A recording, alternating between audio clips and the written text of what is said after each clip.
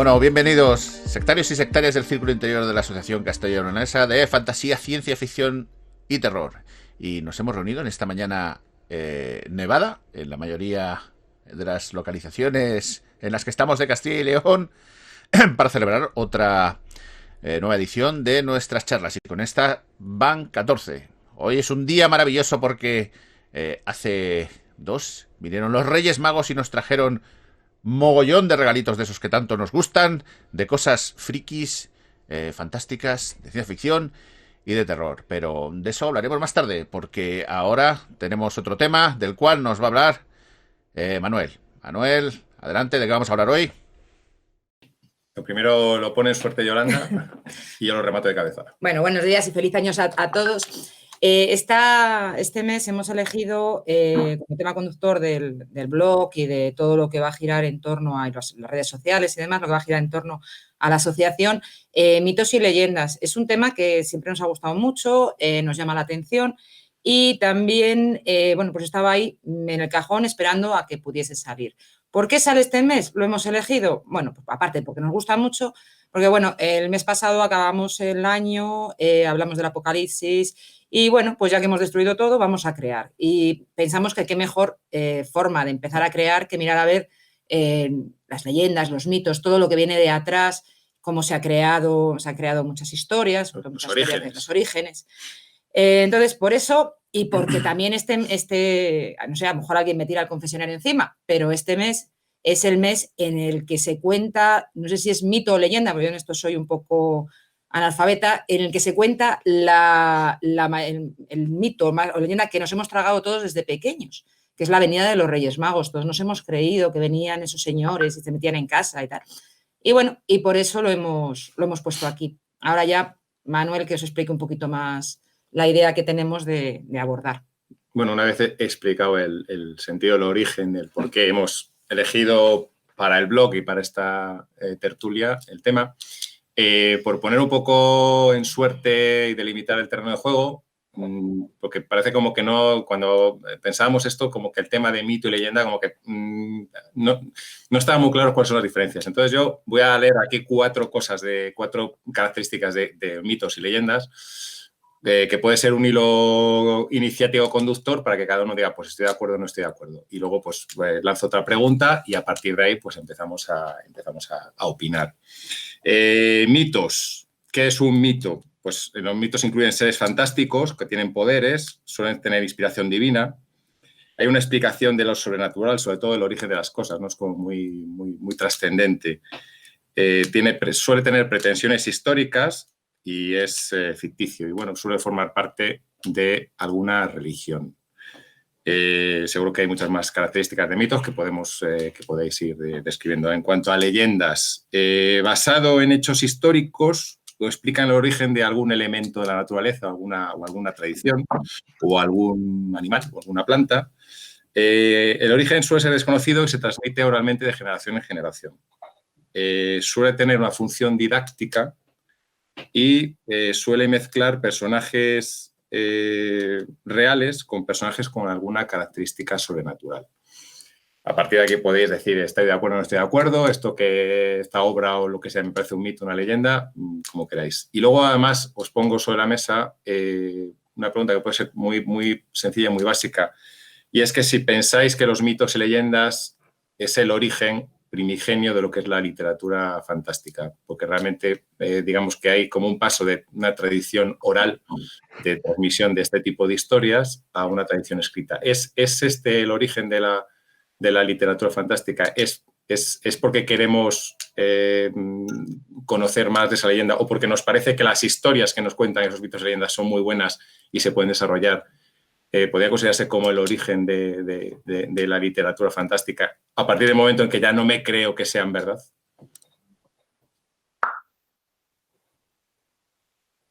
Vaya por Dios. Vale, Yolanda. A ver, pues yo lo había preparado para un poquito más adelante porque sabía que iba a salir en la conversación de alguna manera, pero para mí la pregunta que lanzas casi no es una pregunta, es una obviedad. Para mí es indiscutible que el mito es la raíz de la literatura fantástica. no solo el mito, yo siempre digo que los mitos, las leyendas, las creencias populares, las historias que se cuentan de orales de generación en generación son, digamos, como el caldero, como el caldo de cultivo, el germen, el sustrato. Después de ahí crece la literatura fantástica. Y como ejemplo, quería poneros para mí el que es el más claro ejemplo de cómo la literatura fantástica nace de, digamos, una hibridación entre las creencias populares, los hechos históricos también a veces, pero ya sabéis que más o menos adornados porque pues cuando los juglares, los bardos iban contando historias por las plazas, bueno, la misma historia no se cuenta oralmente dos veces iguales, cada uno iba poniendo sus cositas y tal. Y además inventaron los muy cabrones el cliffhanger, o sea, el dejar a la gente enganchada al momento de tensión y peligro, ¿para qué? Para que cayeran las monedas, o sea, lógicamente. Entonces, como ejemplo de cómo se fusiona lo mitológico con lo histórico, con la tradición de narrativa para dar para mí lo que es una de los pilares de lo que hoy consideramos fantasía moderna, Arturo. O sea, el ciclo artúrico para mí es clarísimamente el ejemplo de cómo metiendo en el caldero, agitando y dándole a todo vueltas, te acaba saliendo algo que la mayoría lo tenemos considerado ahora mismo un ciclo mitológico, con muchos elementos fantásticos, pero que también está basado en un personaje que existió, del que tampoco se sabe mucho, pero parece ser que sí, que existió un caudillo llamado Arturo que aglutinó a una serie de tribus en aquella época.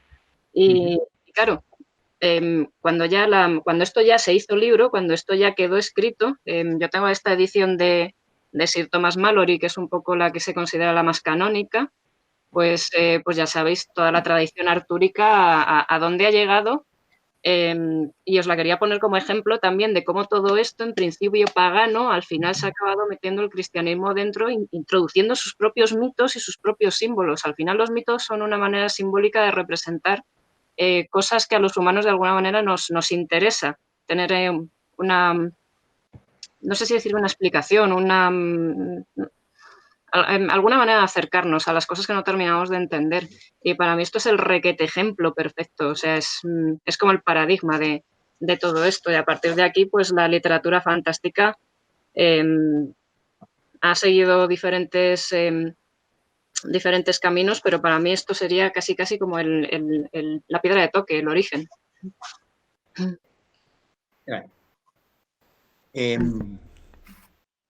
Feliz. Yolanda ha dado quizás yo siempre he pensado con mis escasos conocimientos que en el ser humano, desde que ha ido evolucionando, pues se ha enfrentado a las mismas preguntas, ¿no? Es lo de las cuevas de Altamira, ¿no? Mirar al cielo, las estrellas, ¿no? De dónde venimos, ¿no? La pregunta, ¿no?, básica no es ¿por qué estoy aquí?, ¿no? ¿Qué va a ser de mí?, ¿no? Junto a los muertos. Son preguntas como recurrentes, esas mismas preguntas, ¿no? Y la respuesta, pues yo creo que suele ser la misma, ¿no? Pues más o menos, ¿no? En base en base a nuestra sofisticación como civilización, ¿no? Y luego, claro, cuando a mí me sorprendió cuando leía estas cosas, que en el fondo el origen de la civilización, ¿no?, ha tenido como, no es varios focos, y tenemos un foco, es Mesopotamia, ¿no?, pues Babilonia, Ur, toda esa parte, ¿no?, y luego Egipto, y luego tenemos como otro foco que es China, ¿no?, toda la parte más asiática, y como dos mundos, pues por la distancia, pero eran simultáneamente, ¿no? Pues yo qué sé, no tengo idea, no. Es Mesopotamia, Ur es del milenio octavo, tal, milenio séptimo, quinto, y luego en China, pues por eso, claro. Pero la respuesta que daban es la misma, es el intento de dar respuesta, el crisol cultural es el mismo, ¿no? Y entonces, claro, las historias son el origen de estos dos mundos que se crean, son las mismas. Y luego van divergiendo, ¿no? Y el Génesis es lo que veis, ¿no? Bueno, a mí me sorprendía cuando lees el tema este del Arca de Noé, en toda la civilización esta indoeuropea, tal, la parte nuestra, como aparece 1000 veces repetida, ¿no? Y eso es fantástico. Y dejó las mismas historias, el mismo rum rum de lo que ha sucedido, ¿no? Y luego a mí me gusta mucho cuando leo cosas del otro lado, del mundo asiático, hay una desconexión y digo, y cuando las historias son radicalmente diferentes de la causa de los orígenes del mundo, de los problemas, de los héroes, ¿no? De las necesidades, de cómo se crea el mundo, ¿no? Y, y- pero luego, por ejemplo, he leído cosas de libros de religiones, ¿no? Y es fantástico como entrever, como inclusive, siendo dos mundos totalmente desconectados, ¿no? Tienen muchas cosas en común. O sea, es un poco lo que quería. Gracias, Félix. Buenos días, Patricia. ¿Quieres decirnos algo, Patricia, acerca de los mitos y leyendas? Sí. Yo José quiero Luis. decir que la leyenda de Arturo puede ser la forma moderna, o a partir de ella la forma moderna de tratar a la literatura de ficción, de fantasía.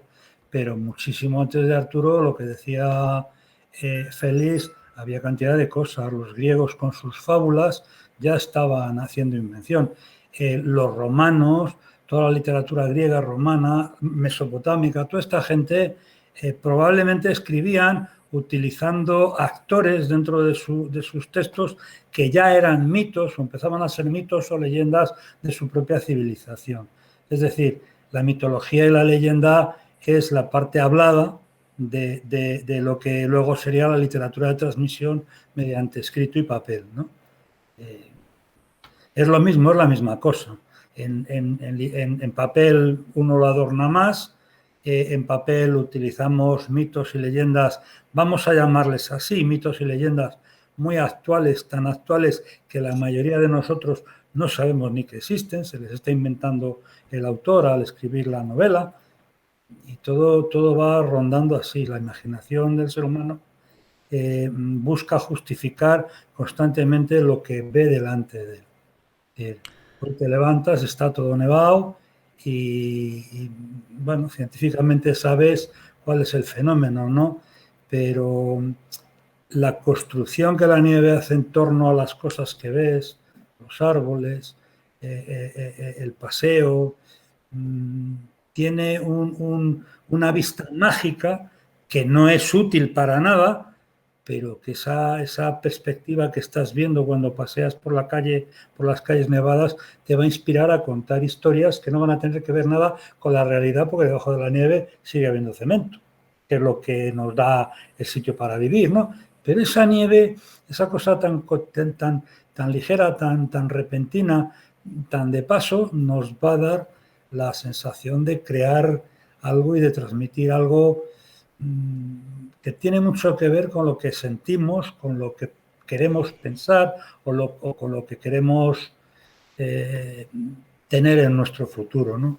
Es una mezcla muy compleja de sentimientos, de transmitir ideas, pensamientos, y todo eso parte del hecho de inventarnos lo que es un mito y de inventarnos lo que es una leyenda.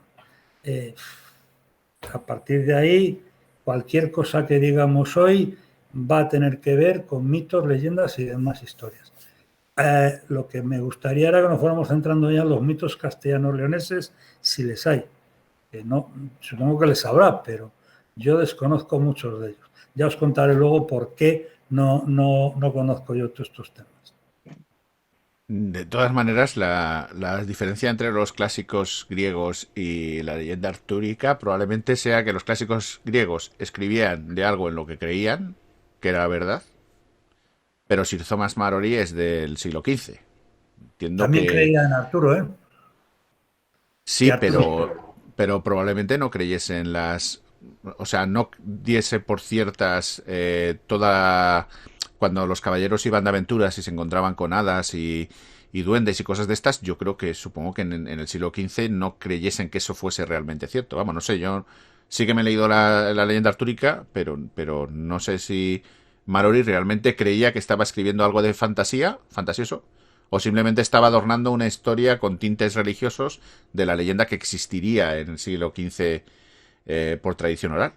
Hay un tema en lo de Arturo, hay un tema importante que es la búsqueda del Santo Grial, ¿no? Es el centro de, ¿no?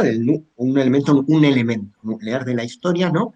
Y eso entronca con eso es claramente cristiano, ¿no? Porque el Real, bueno, el cáliz de la última cena, Sí, el ¿verdad? cáliz de la última cena. Pero ahí es como, o sea, yo creo que yo no soy un experto, pero lo maravilloso quizás de la leyenda de Arturias es una fusión entre algo, es de un mundo del norte de Europa, ¿no?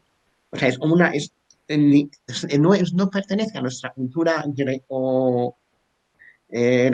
clásica, romana, bla, bla, bla, porque viene de, ¿sabes? ¿No? Pero sin embargo, empieza a enganchar con esto del Santo Grial y es como se fusionan, ¿no? Y ese camino intermedio, ¿no? Pero a lo que yo me refiero es que probablemente la leyenda artúrica, vamos, yo no sé, no soy experto en la leyenda artúrica, ni me puedo acercar, pero probablemente la leyenda artúrica de la cual no tenemos constancia fue cogida por Malory y le incorporó elementos religiosos. Entonces no sabemos si el Grial se lo inventaría Malory añadiéndolo a la historia artúrica. Porque fue escrita en el siglo XV. No. La leyenda, no, los elementos del Grial es una constante, es un elemento, o sea, es un elemento, yo creo que es previo, ¿eh? Otra cosa es Previo. que, sí, o sea, yo creo que son cosas que son, las leyendas artúricas no están escritas, es como, son leyendas, ¿no? Es parte Claro. de relatos orales, y ha habido alguien que se pone mano sobre mano.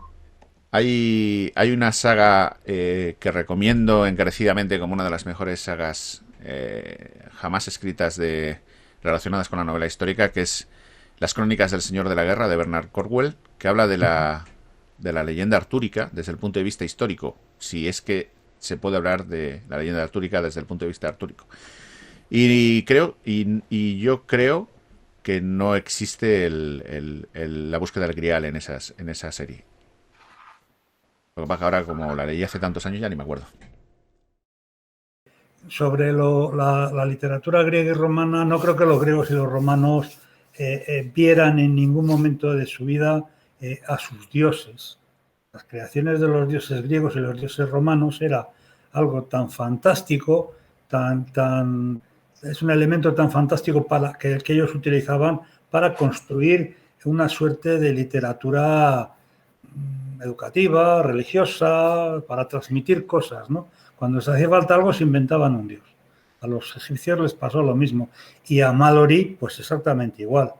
Coño, se inventa Malory lo de sacar la espada del lago o la espada metida en la piedra, o son todo clichés o son todo elementos fantásticos, maravillosos, destinados a llamar la atención del lector, del que escucha, para coger las perrillas, como decía Yolanda. Es decir, ese tipo de elementos que se emplean en la literatura desde toda la vida ha sido toda invención. Nadie, o sea, no existe una literatura realista desde el principio de los tiempos. No. Los primeros textos de la Biblia, de los apóstoles y de toda esta gente, es todo mentira. Son todo invenciones. Es decir, pero siempre cantaban un pensamiento, una línea, son relatos orales que han pasado desde cuando en la Biblia se escribe, o cuando inclusive el Torá se escribe, o cuando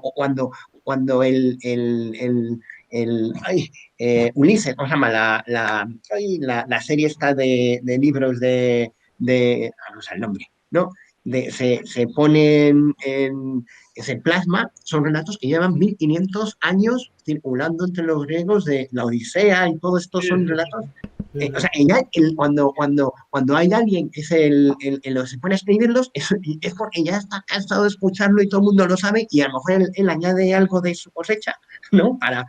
Porque es algo mucho más hermoso, pero el trasfondo de la historia está ahí cuajada y madura. Es lo que hace, yo creo que es lo que hace maravilloso de las leyendas y de los mitos, ¿no? Que es y lo que enriquece las culturas y las sociedades, ¿no? A lo mejor la reflexión que podemos tener ahora es estamos careciendo, esas leyendas están ahora mismo, ¿qué está pasando? ¿Estamos en un proceso, siguen ahí o nos estamos simplificando o estamos enriqueciéndonos? No sé si me entendéis, ¿no? O sea, toda esa diversidad cultural está yendo ahora para bien o para mal, o qué está pasando con ella. María Yolanda y luego Beatriz. A ver, pues lo primero, chicos, quería pediros que por favor pidáis los turnos, ¿vale? Pedid los turnos para hablar porque estamos grabando el audio, no queremos luego que se monten y tal, y además ya sabéis que así, si no pedimos los turnos, pues a lo mejor siempre hay gente que es un poco menos lanzada que le puede costar un poco intervenir. Entonces respetad esto, porfa, ¿vale?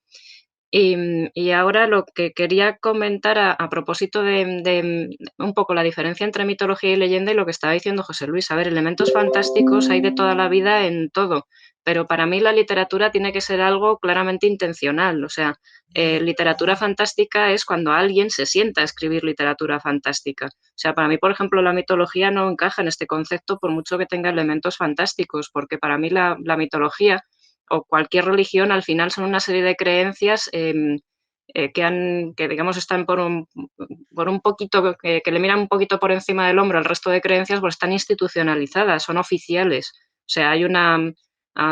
y claro, ahora mismo a nadie se nos ocurriría decir que la Biblia es un libro de fantasía, porque no es un libro de fantasía. O sea, es un libro sagrado que contiene unas creencias para mucha gente, que ya sabemos que las zarzas no arden y no hablan. ¿Sabes? Pero es una manera simbólica de expresar arcos mitológicos y lo que te digo, mucho ojito, que no todo lo que son elementos fantásticos es literatura fantástica. Igual que no todo lo que son elementos terroríficos es literatura de terror y no todos los elementos anticipativos son literatura de ciencia ficción, ¿vale?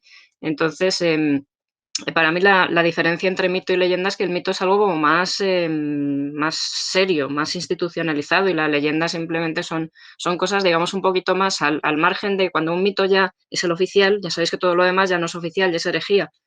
Entonces las leyendas son cosas como más vulgares, más paganas, más de populacho, pagano en el sentido romano de la palabra, pagus.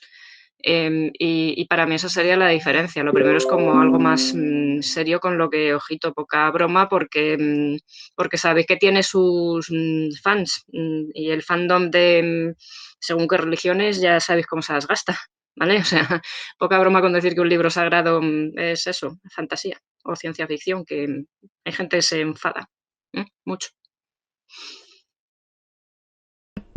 Beatriz. Sí, solo sobre. Yo también estoy deseando escucharos hablar sobre leyendas de Castilla y León porque conozco muy pocas, o casi ninguna. Así que me sumo a la petición del Pater Fantásticas. Y solo sobre el temilla de lo de los mitos y tal y cómo comienza, yo estoy totalmente con Yolanda. Mezclar religión y fantasía, a ver, puedes tocar mucho las narices, aunque sí que tengan elementos fantásticos. Y luego solamente una cosa, sobre cómo comienza todo esto de la literatura, entre comillas, fantástico-religiosa y tal, lo que contabais, es verdad que eran historias que circulaban, las que luego componen la Odisea y la Ilíada, es verdad que eran historias que circulaban de manera oral, mediante los aedos, que las narraban y tal. El que las aglutina es Homero en la Ilíada y en la Odisea, pero se pone muy, muy en duda por parte de la academia que fuera él quien las escribiera. De hecho, se sospecha que Homero, si es que existió tal personaje, era analfabeto. O sea, memorizaban, pero no eran ellos quienes escribían luego estas historias. Pero sí que es cierto que es el primero que las aglutina. Sobre si creían o no, los griegos, igual que los romanos, eran tremendamente religiosos, o sea, se lo creían a pies juntillas. Lo que sí que es cierto es que no tenían manías, o sea, siempre y cuando no negases, que por eso, por ejemplo, se cargaron a Sócrates, la existencia de los dioses en los que creía el resto de la población, tú podías rezarle o adorar a quien te diera la gana, o sea, un poco rollo Conan, cada uno tenía sus dioses y tal. Llegaban a Asia, ay, este dios me gusta, me lo apropio y espera que además te regalo el mío y tal. Pero sí, ojo, que eran gente extremadamente religiosa. Ya os digo, recordad que a Sócrates precisamente lo mataron por impío. O bueno, le invitaron a morirse él solo. Así que yo ahí sí que estoy totalmente con Yolanda. Me parece que mezclar religión y fantasía, aunque, a ver, yo por ejemplo, desde mi punto de vista, que no soy creyente, pues sí, la Biblia y las zarzas ardiendo y todo esto me pueda sonar a fantasía, puede tocar las narices de alguna gente, porque hay quien sí que cree a pies juntillas que el agua se convierte en vino, habrá que respetarlo también. Y ya. Gracias. Gracias, Beatriz. Félix, te toca. Oh, es muy interesante, decirme a ti. Es muy interesante. Es muy divertido, es muy... Efectivamente, o sea, estoy de acuerdo con vosotros, no sé, o sea, totalmente de acuerdo, ¿eh? Leyenda, mito, mezclar la religión, pues, o sea, podemos empezar a hablar, nos fuimos a YouTube y mezclamos, y depende de lo que digamos, a lo mejor, porque madre mía, sí, sí. Eh, lo cierto es, y eso, lo de los romanos traían a pie juntillas, efectivamente, en los dioses, los lares, estos dioses que vivían en los hogares, eran los antepasados, o sea, que tenían como esas creencias, ¿no? Esas creencias, llamémoslo, esas, ¿no? Esos valores, lo veían tal cual, ¿no? Pero yo pregunto, o sea, esto es muy radical. ¿Qué pasa? ¿No queremos que haya zombies? ¿No queremos que haya vampiros? ¿No? No hay, ¿no? A lo mejor dentro de 500 años, cuando haya arqueólogos del siglo XXI y repasen nuestros vídeos de YouTube rescatados de estas tertulias, a lo mejor dicen, joder, estos tíos creían que había seres de ultratumba, tal, y se les caían los brazos, ¿no? O sea, ¿qué es lo que una sociedad, una cultura piensa después de milenios? Es muy complicado de interpretar, ¿no? O sea, yo me imagino que los romanos salían por la mañana y rezarían a, no sé, no me acuerdo, o sea, Dios, a la que fuese, a Diana, a la diosa Diana, ¿no? Era la diosa de la estrategia, de la guerra. Era antes de dar una guerra, una batalla, harían algún tipo de rito, lo que fuese, ¿no? Y, y nosotros no tenemos un rito similar cuando vamos al cine a ver una película de poseídos por el mal y yo qué rollo. Pero, que todo puede ser muy gracioso y lo podemos dar muchas vueltas y bueno, así podemos estrujarlo y sacar muchas cositas interesantes. Ya está.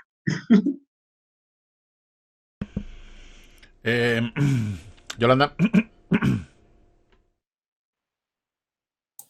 Bueno, me voy a lanzar ya con lo del tema de las... Yo soy muy poquitas de las leyendas castellanas. Yo soy muy poquitas, pero sí que entiendo que desde el punto de vista de la comunidad que tenemos, que es una comunidad que, bueno, pues tiene mucha diversidad de escenarios para crear este tipo de leyendas. Lo que también yo creo que se repiten sin saber, ya te digo que yo en este sentido soy oyente y tampoco es que sepa mucho eso, pero sí que me llama la atención es que según vas por distintas provincias y demás, siempre hay alguna leyenda que se repite. Pues leyendas de lagos, no sé, por ejemplo, hay gente que yo supongo que tendrá más idea de todos estos temas, pero ya hay una curiosidad que a mí una cosa que me resulta muy curiosa, que yo no sabía la leyenda, pero me la han contado, yo no sé si es una cosa moderna, si es simplemente de guías para hacer, bueno, pues a la hora de completar una guía turística. Pero, por ejemplo, me resulta curiosa, él vas a Segovia y en Segovia se supone que el acueducto lo hizo un demonio engañado y demás. Y, sin embargo, a mí hace poco me contaron que aquí el Puente Mayor de Valladolid también era la misma leyenda. No sé si hay algún sitio más en eso, es un poco la explicación de cómo se pudo hacer una construcción que, bueno, pues tiene su enjundia, que son construcciones que son antiguas y que son, la del Puente Mayor tampoco es que sea mucho más antigua, pues mucho más antigua la del acueducto.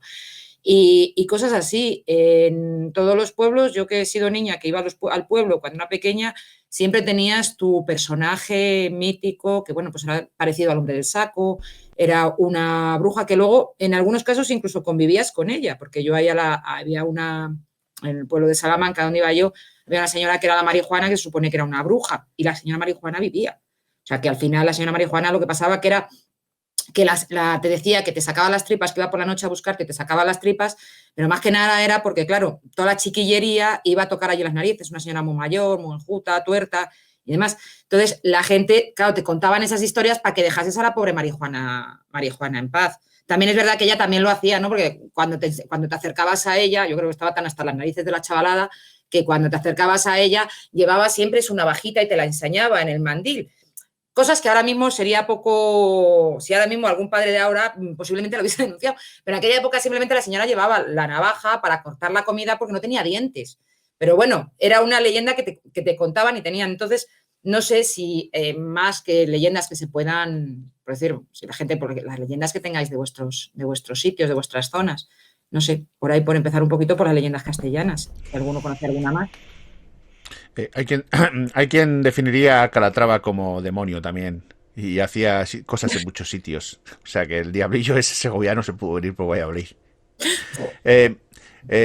Quizás el mito más famoso es el que está de moda ahora en Castilla, ¿no? Que es, mito. Esto que nos lo defina Manuel, que es el que ha venido de experto. La leyenda del Cid.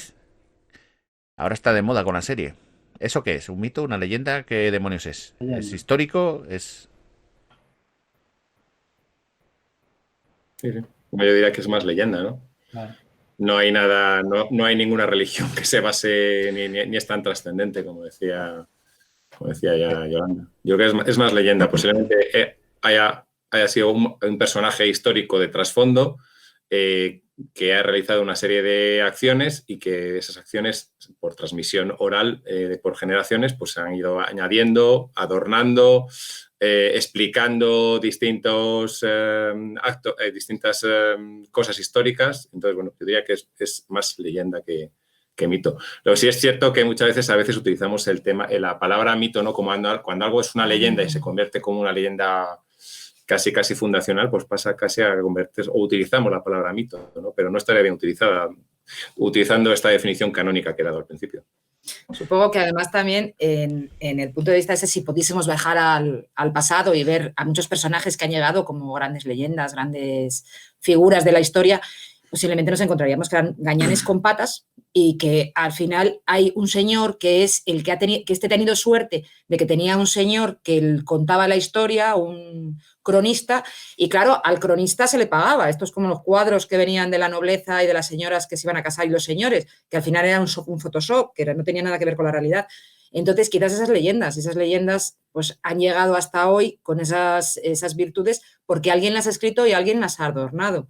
Entonces, bueno, mira, en cuanto al Cid, por ejemplo, a mí me hace mucha gracia también el episodio del Ministerio del Tiempo. Son los mejores. A mí me parece que ese me fascina, me parece que es buenísimo. O sea, es el cómo una persona quiere mantener una leyenda viva cuando se da cuenta que esto es como cuando tú tienes un ídolo bueno, ahora de mayor también te pasa, ¿no? O de pequeño, que tienes un ídolo pero cualquier tipo de ídolo que dices, bueno, pues es futbolista y tal, y de repente estás frente a él y o no te habla, o que pues suele pasar mucho con los críos, o no te habla, o es un maleducado, entonces se te cae un poco. Entonces, bueno, pues aquí ahora mismo pues han hecho yo no he visto la serie, pero han hecho una reinterpretación de este hombre. Pues bueno, yo no sé, además yo he visto que ha habido mucha polémica, pero tampoco sé exactamente por qué ha sido, no estoy esperando a verla, a ver qué... Pues hay muchas discrepancias, porque yo leí un artículo acerca de un historiador que decía que era un Cid histórico, pero sin embargo hay gente que le pone a parir porque tiene errores de bulto, como confundir el pendón de León con el de la corona de Aragón. De todas maneras, la leyenda del Cid no tiene componentes fantásticos, y sí que tenemos mucha documentación acerca del Cid histórico. Bueno, hay lo de que iban ellos 32 cristianos y mataban a 200.000 moros, igual un poco fantástico. A mí me encantó, yo cuando leí de pequeña, más lo leí en el colegio, el Cantar del Niño Cid, y a mí me fascinaba porque me parecía que era tremendo. O sea, iban 30 castellanos contra 1.000 moros. Por favor, y se manchaban un poquito se manchaban la saya. Y eso, fantasía, no lo sé. Castellano vale por 100 moros. Por eso, perdón. Luego Corta esto, Patricia, ya sabes, edita. Y moría un castellano, pero moría eso. A mí me parecía fantástico. O lo de los leones, que salían leones. No sé, hay otro eso que parecen leones, no me acuerdo exactamente cómo era, ya te digo que lo leí hace mucho tiempo y no eso, pero era tremendo. Del Cid sí que tenemos literatura histórica, me refiero, José Luis Corral tiene una novela del Cid que es histórica, según dice él, y hace poco nuestro autor de cabecera ha escrito una novela que se llama Sidi, también histórica. No voy a decir el nombre porque lo nombramos demasiado. Aquí en este chat somos grandes, fervientes seguidores de Pérez Reverte. María Yolanda.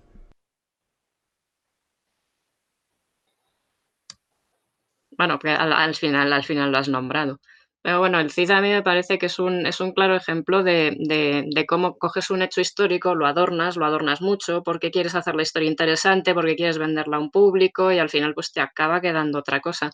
Y claro, lógicamente yo no entiendo a la gente que se pone demasiado puristas con... Mira, aprovecho para hacer una pregunta bastante que seguro que os va a gustar. La gente que se pone tan purista con una obra de ficción. A ver, si tú quieres aprender historia, pues te coges un libro de historia. Una ficción, lógicamente, no está para que aprendas historia y después nos llevamos disgustos muy gordos, que hay gente que se lee el Código Da Vinci y se te pone a hablar de demonología y le dices, a ver, despacito, ¿eh? Que, bueno, y hay gente que se lee las 50 sombras de Grey y te empieza a hablar de sexología y de chiquitines. Vamos a tener un poquito de cuidado, que no todo lo que es fantástico es fantasía, pues también pasa con el consumo de los productos de ficción, que parece que que tenemos que dejar de exigirles las cosas para las que no son.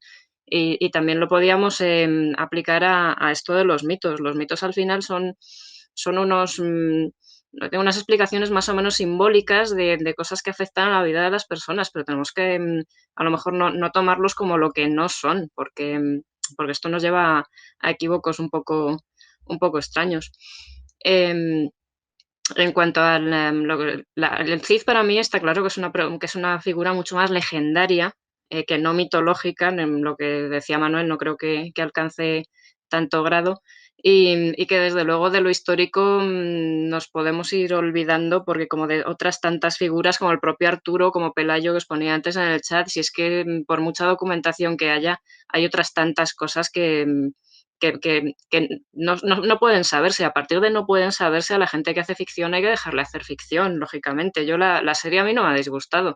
La verdad es que no coincidía con la imagen que tenía yo del Cid. Me parece que que le veo un Cid como demasiado moderno, demasiado chulillo piscina, ¿sabes? No sé, me parece como que han cogido a alguien como demasiado bien parecido y bien puesto y, hombre, yo me imagino que sí que sería un tío fuerte y tronchaco, aunque lo que sí que se sabe es que era muy bajito, porque uno de los huesos del brazo lo tiene en la catedral y era muy chiquitín el tío, era muy pequeñito. Pero no sé, las chicas también me parecen como demasiado bellas, demasiado, no sé, me parece todo como demasiado moderno, entre comillas, menos los castillos, que me pregunto yo por qué en el siglo XI los castillos ya parecen viejos. No sé, ¿no se entregaba obra nueva en el siglo XI? O sea, esto es algo que no entiendo. Imagino que han cogido las localizaciones, se han puesto a grabar ahí y no se han dado cuenta de que, oye, ese castillo tiene un montón de siglos y en su momento no tenía un montón de siglos, era nuevo. Digo yo, no sé, es como si te vas a rodar ahora en una película sobre griegos y la grabas en la Acrópolis que está en ruinas, que entonces no estaba en ruinas, ¿sabes?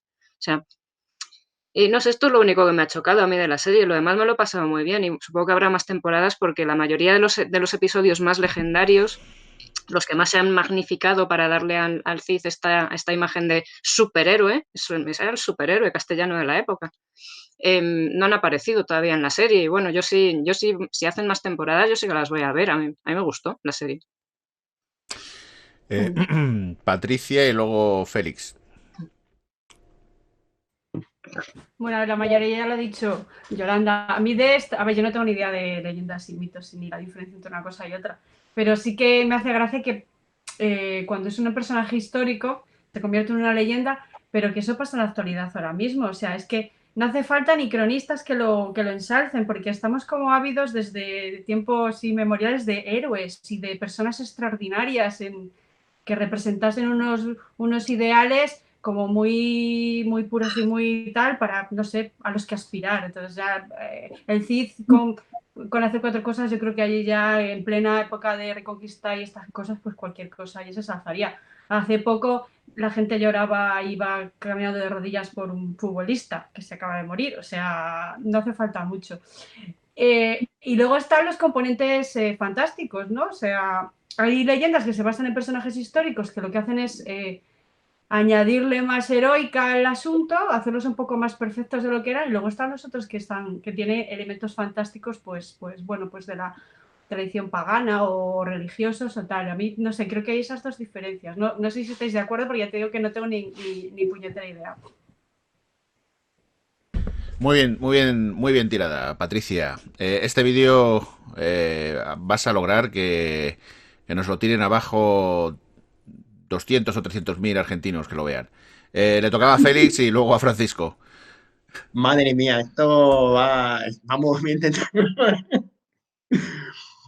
Yo, la verdad que es verdad, un comentario, tenemos, me siento ignorante y me siento abochornado porque no conozco leyendas de mi tierra. O sea, eso para comentar, esto hay que, o sea, hay que trabajárselo muy seriamente. O sea, yo lo lanzo porque, claro, incluso cuando habéis dicho lo del Cid, eso es verdad. El Cid, o sea, yo creo, y luego empiezo a darle vuelta rápidamente y digo, Castilla, tenemos la historia de nuestra, o sea, nuestro avatares históricos ha sido tan profundo y no tenemos, y en culto, me siento brutalmente urbanita. O sea, me siento como, yo soy de Valladolid, aunque ahora viva por desgracia en Madrid o por suerte. Y me siento tan ignorante en no tener historias más, cosas, esas leyendas. O sea, yo quiero tener más cines. O sea, aunque sean, y yo ahí discrepo un poco con Yolanda, ¿no? Aunque nos inventemos el 80%, o sea, aunque la parte de histórica sea la que sea y el resto sea inventado y las parezcan musculosos y súper cojonudos, ¿no? O sea, pero es que necesitamos dotarnos de esos patrones, porque si no es que nuestra culturilla pues va a ser cada vez peor y a lo mejor terminamos siendo nuestras leyendas, nuestros patrones culturales, los Spider-Man y los... Además, empezamos a decir, no, Spider-Man. Y empecemos hasta a decirles en inglés, ¿no? Tal, porque claro, pues hay que decirles bien. Y nuestro patrón cultural propio, pues y me siento tan desnudo en el sentido de que no se me ocurre venga, necesito conocer más ese tema, me interesa. Y ya está, solo quería decir eso. Francisco. Que me quite el sonido. Bueno, lo primero, aquí tenemos un experto en mitos, ¿vale? Mitos y leyendas. Pero bueno, a mí me pasa un poquito que desconozco mucho de la mitología castellana. Yo os puedo contar mitología de lo que es la zona de La Rioja, de paso, el Camino de Santiago. Entonces, el Camino de Santiago fue una fuente importantísima de leyendas traídas de Europa y que se importaron y se transformaron en la península ibérica al gusto de los consumidores de la época, ¿no?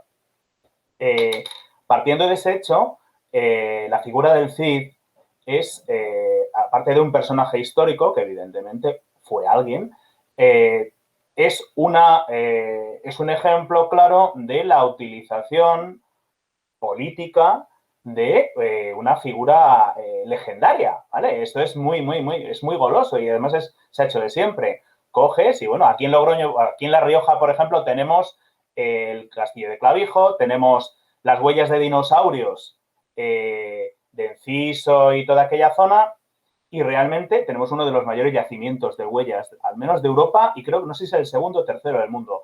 Bueno, pues, ¿qué tienen que ver los dinosaurios con el Camino de Santiago, con la Edad Media? Pues tiene que ver porque, está claro, hay una leyenda que habla de que las huellas que aparecían eran las huellas del caballo de Santiago cuando iba a la batalla de Clavijo. Dices, a ver, qué caballo más raro, ¿no? Entonces, pero claro, si vas al monasterio de San Millán, tienes también santos con espadas, santos... No, es que ha aparecido el San Fulanito, y San Fulanito va a acabar con el enemigo. ¡Guau! Y todos a luchar por San Fulanito.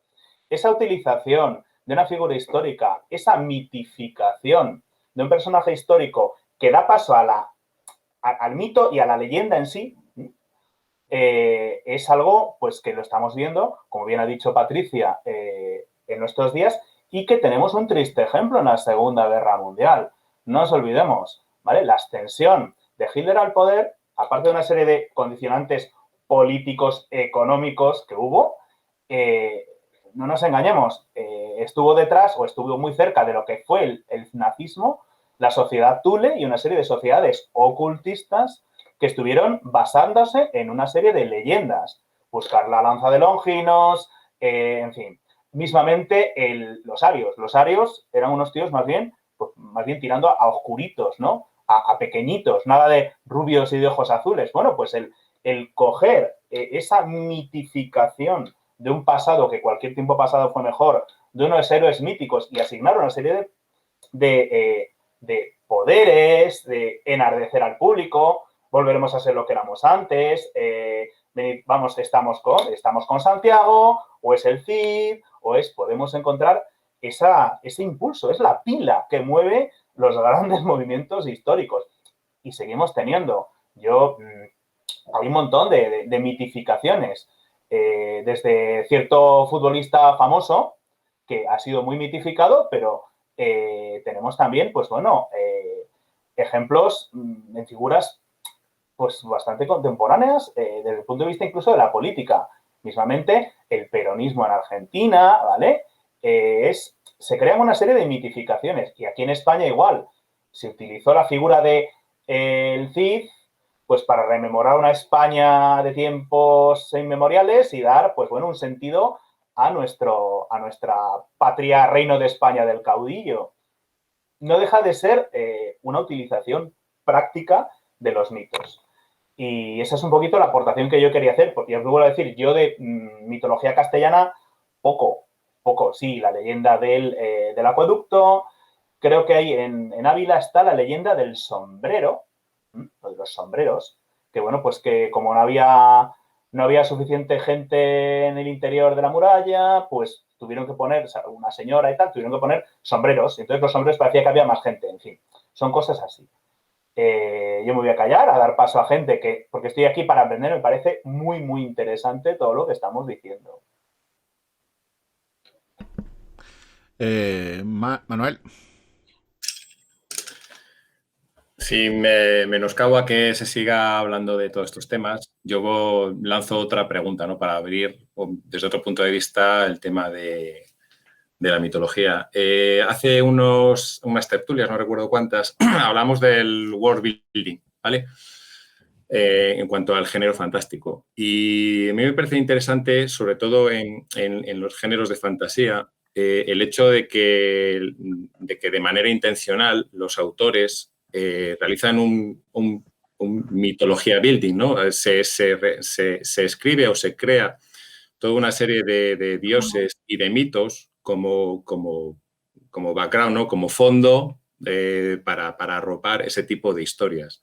A mí eso me parece muy interesante y me gustaría pues, preguntaros si os parece importante, si os parece que hay algún autor que lo haya hecho especialmente bien, la importancia, si os parece que es importante o no. Entonces, bueno, pues abro ese melón, a ver si alguno del género fantástico que no quiero mirar, pues hace alguna aportación.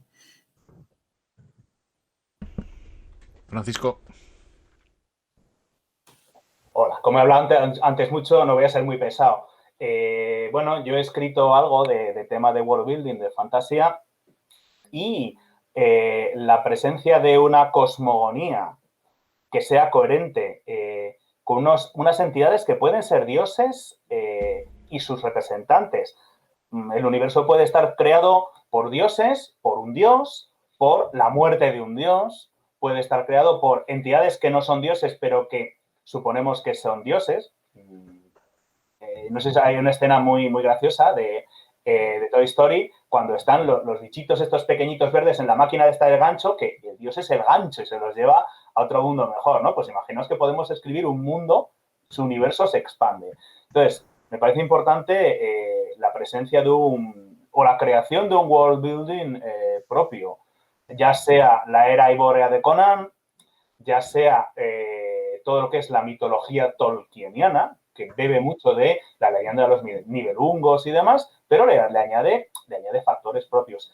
Ya sea toda la mitología de Michael Moorcock, toda la creación de los reinos jóvenes, o mismamente la mitología pues, de todo lo que es los mitos de Chulú. Es un intento de revestir de verosimilitud algo que es totalmente inventado, algo que es totalmente una ficción.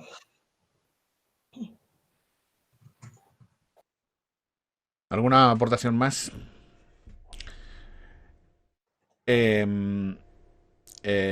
Los santos son ¿Puedo también... sí, claro. Buenos días a todos, soy Ana Rosa. Quería comentaros por alusión, ¿vale? Aunque soy burgalesa, llevo desde el 2008 viviendo en Ávila y en mención de la leyenda de los sombreros que hacía nuestro compañero hace un momento, os quiero contar. Aquí se cuenta la leyenda de que una joven mujer cuyo marido estaba en las guerras de Toledo, llamada Jimena Blázquez, perdón, asumió el liderazgo de la ciudad en un momento en que la mayoría de los hombres habían sido convocados por el rey, creo que era Alfonso, ahí puedo patinar, y la mayoría de los hombres de Ávila habían bajado a Toledo a defender la ciudad y la leyenda cuenta que se le ocurrió vestir a todos los hombres lisiados, ancianos, ancianas, jóvenes y niños, hasta los niños con calzas y maderas en los pies para parecer más altos, y los colocó todos alrededor de la muralla, vestidos con ropas de hombres, todos ellos, y que montó lo que llamaríamos ahora una gran cacerolada, con espadas viejas, con cualquier tipo de objeto que pudiera hacer muchísimo ruido. Y entonces lo que hizo fue dar la sensación a los moros que venían a conquistar la villa de Ávila de que los hombres no se habían marchado a Toledo, sino que estaban esperándoles y preparándose para la batalla. A lo cual los invasores, entre comillas, en lugar de atacar, se dieron media vuelta. Gracias a esto, la ciudad, con todos los palacios, palacetes, la muralla, la catedral románica que tenemos y demás, se mantuvo hasta nuestros días. Y en el siglo XIX se intentó derrumbar la muralla y gracias a que no hubo dinero suficiente en el ayuntamiento, seguimos manteniéndola. Así que bueno, pues muchísimas gracias. Solamente quería comentaros esto. Muchas gracias. José Luis. Os voy a enseñar cómo se crea una leyenda. La única leyenda que yo conozco de la meseta castellana. Hace unos años, unos cuantos, 30 y tantos años, estando de visita por la Sierra de Béjar con un entonces amigo que era cabrero, bueno, pues me llevó a ver todas las dehesas donde pastaban sus cabras, donde él cazaba sus conejos, donde él pasaba la vida entera con la escopeta al hombro andando por los brezales y por todo este tipo de sitios. Y entonces me contó una cosa que yo hasta hoy he seguido creyendo que era cierta, con lo cual para mí ya es una leyenda recién creada, hace 30 años, que es la leyenda de la culebra bastarda. La culebra bastarda está en toda España extendida, es una culebra anodina, es una culebra que se defiende como las cobras, levantando la cabeza y haciendo... pero que raramente ataca porque no es su carácter. Pueden llegar a ser muy grandes, 3, 4, 5 metros, de culebra, no de serpiente. Tiene unas características fisiológicas muy determinadas, con unas cejas muy prominentes que parece que te mira siempre de mala hostia. Tiene atrás vestigios de puntas de dinosaurios, algo, pero muy sutiles, muy ligeras. Pero lo que este energúmeno me contó en su momento, porque me lo contó para tocarme los cojones y para quedarse conmigo, porque no he encontrado referencias a todo lo que me ha contado en ningún lado, ¿eh? Pero vamos, os autorizo a que vayáis a Salamanca, a la Sierra de Béjar, y contéis la leyenda de la serpiente bastarda bejarana. Él me contó que esa serpiente, que esa culebra, perdón, tenía como zarcillos, como filamentos alrededor de la cabeza, muy pequeños, como pequeñas garras, y que con esas garras lo que hacía para defenderse era ponía la cabeza en el suelo, clavaba las garras, se sujetaba de la cabeza y con la cola, que la cola de la bastarda, el último tramo de la cola es muy finito, daba unos meneos que pa' qué, y que hacían mucho daño. Que no te envenena, no te pasa nada, pero te pega unos azotes que pa' qué, para que salgas corriendo, ¿no? He estado buscándolo durante años, ese tipo de historia, a ver si la contaba alguien más, y no la ha contado nadie más que este gilipollas que me la contó a mí, y que yo ahora la estoy convirtiendo en leyenda, para que veáis que las leyendas surgen de cosas tan baladíes como un tío vacilándole a un pobre hombre, ¿no? Y eso es lo que conozco yo de las leyendas castellanas. Luego, hace años, en el Quenveo hicimos el primer número del Quenveo, creo, que tenía algo que ver con mitos y leyendas asturianos, y tuvimos algún articulito hablando de cuélebres, de trasgus y algún otro bicho más de nombre raro, y hasta ahí. La leyenda de la bastarda salmantina, esa es una leyenda preciosa, como habéis podido comprobar. A ver, quiero más leyendas castellanas. Yo luego cuento uno, pero ahora le toca a Beatriz y luego José del Caño. Ya que se ha abierto la veda, luego cuento una. A ver, todavía no voy a contar, porque entre otras cosas la que yo voy a contar es muy cortita y muy sosa, pero sobre lo que ha contado José Luis, no te han engañado a ti solo. Yo nací en Béjar y te aseguro que esa leyenda trola se la cuentan a muchísima gente. No, te lo puedo asegurar, es famosísima. O sea, es un bulo, yo no sé si es una leyenda o no, pero es un bulo. Y lo de que el bastardo mete la cabeza en la tierra, clava ahí esas agujillas de las que hablabas y te puede hasta partir las piernas, es verdad que se suele contar, pero no tiene ni la más mínima base científica. Pero sí, en Béjar esa historia está súper extendida. Así que no fuiste el único, pero es mentira. O sea, un bastardo no hace nada. Es feo, pero feo como el solo, pero no hace absolutamente nada. Así que estate tranquilo que no fuiste el único que picaste, que a mí de pequeña también me la metieron doblada. José del Caño. Bueno, yo soy de Tordesillas y también he oído lo del bastardo aquí, que te mete un coletazo y te avía, ¿eh? Incluso algunos decir que es como te dé maldado que te mata. Bueno, quería contar una leyenda urbana de aquí, de mi pueblo, que es fantasía porque es mentira, pero no es lo que podíamos determinar como algo fantástico. Es fantasía porque es mentira. Trata sobre la reina Juana, creo que sabéis Juana la Loca, que estuvo viviendo aquí en mi pueblo durante unos cuantos años, estuvo recluida, precisamente porque decían que esa mujer que estaba loca, realmente se empieza a sospechar que esa mujer lo que la pasaba realmente es que estaba bastante adelantada a su época. Yo me tiendo a pensar en ello. Y bueno, el caso es que también, pues, esta mujer tenía a su marido al otro lado de Francia, en territorio también español, no sé si eran en los Países Bajos o en Alemania, y claro, estaban en guerra contra Francia, por lo que durante muchos años no pudo pasar desde a ver a su amado esposo, por lo que también se comenta que esta mujer pues se volvió loca de amor, por no poder estar con su marido, al que amaba, que era Felipe el Hermoso, que debía de ser un tío pues guapo y tal. Bueno, el caso es que mientras estuvo aquí en mi pueblo, dicen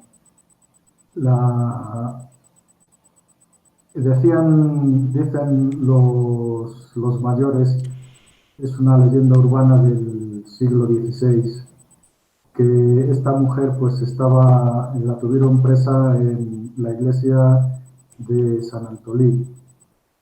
y que es una iglesia que actualmente es un museo aquí en mi pueblo. Os invito a ir a verla si os gusta el arte sacro. Es muy bonito y si os dejan subir arriba del todo, hay días que se ve hasta Medina del Campo desde mi pueblo. Bueno, y el caso es que dicen que en una ocasión, en un arrebato de locura, esta mujer pues se tiró para huir de la iglesia y ir a reunirse con su marido, se tiró por una ventana y quedó bastante dañada la mujer.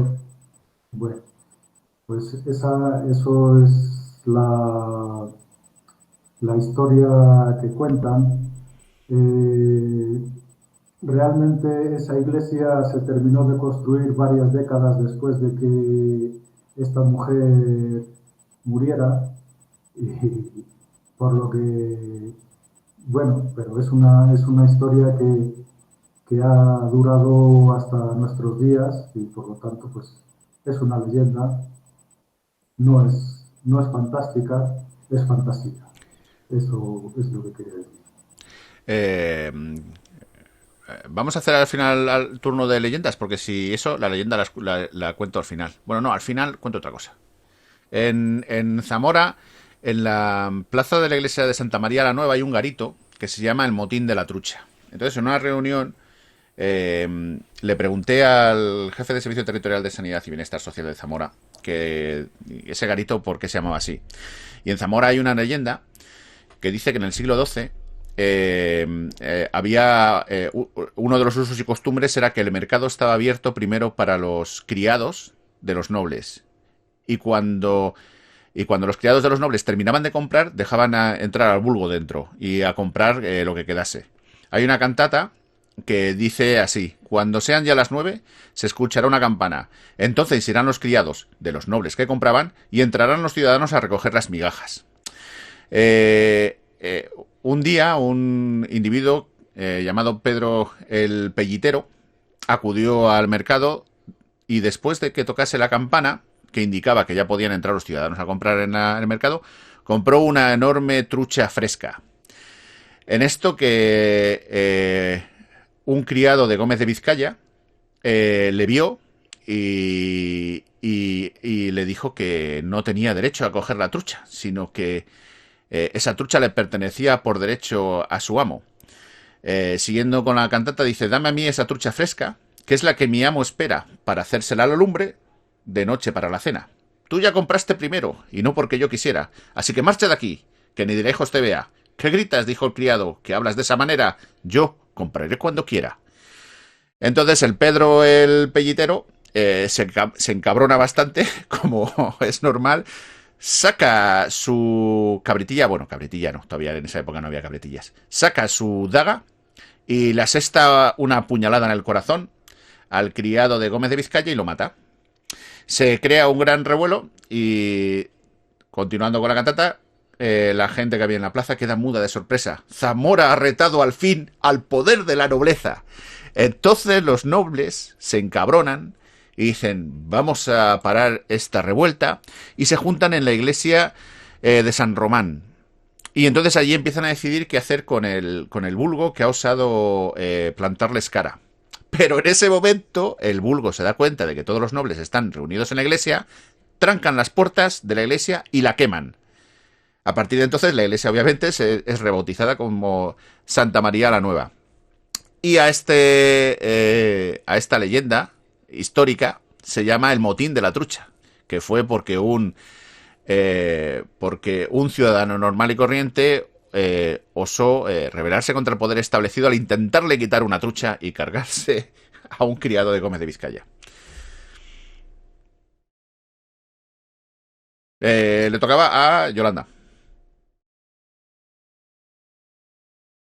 Vale, yo estaba pensando, digo, si de Valladolid así, y leyendas así un poco más conocidas, la silla del diablo y eso, pero estaba pensando luego en pequeñas leyendas o pequeñas cosas que le cuentas a la gente cuando viene de fuera, cuando vienen amigos de fuera, y les cuentas cosas. Y hay un par de cosillas como van por dos partes, ¿no? Por una parte está por el tema de la monarquía, de la realeza de la época.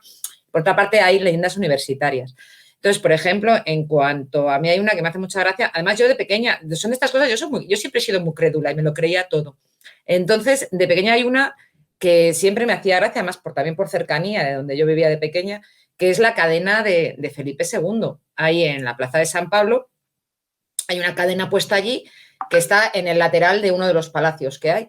Y siempre te contaban que Felipe II nació en el palacio, es el Palacio de Viveros, ¿no? Ese es el primero, sí, el Palacio de Viveros. Entonces, que si salía por la puerta principal, le tenían que bautizar en la iglesia de San Martín. Y si salía por la parte, los padres los reyes querían bautizarle en San Pablo. Entonces siempre te contaban que descolgaron al niño por la cadena desde el primero, o sea, tú imagínate un recién nacido, un Felipe II, descolgado por una cadena para que fuese a bautizarse en San Pablo. Y es una historia que yo siempre me he creído, a pie juntillas. Claro, luego te pones ya, cuando ya tienes un poco más de uso de razón, dices tú, vamos a ver. O sea, los reyes todopoderosos, ¿cómo van a influir? Entonces, claro, luego sí que es verdad que incluso ahora hace poco hubo una recreación aquí en Valladolid, hace unos años, en las que hacían la recreación del bautizo de Felipe II. Claro, salían por la puerta y entraban en la iglesia de San Pablo a bautizar.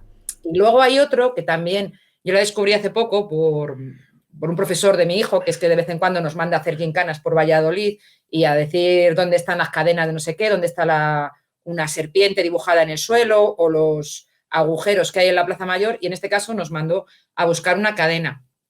Y hay una, en la Plaza del Ochavo, hay una cadena colgada del techo donde se supone que se colgó la cabeza de...